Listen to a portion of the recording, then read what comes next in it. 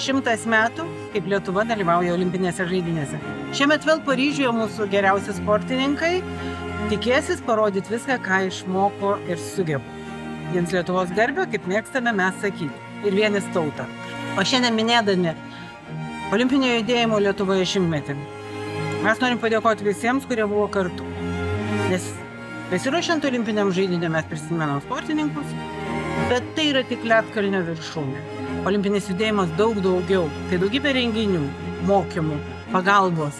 Tai aprūpinimas sportininkų olimpinėse žaidynėse. Ir šiandien apie tai kalbėjome čia, Nacionalinėme operos ir baleto teatre.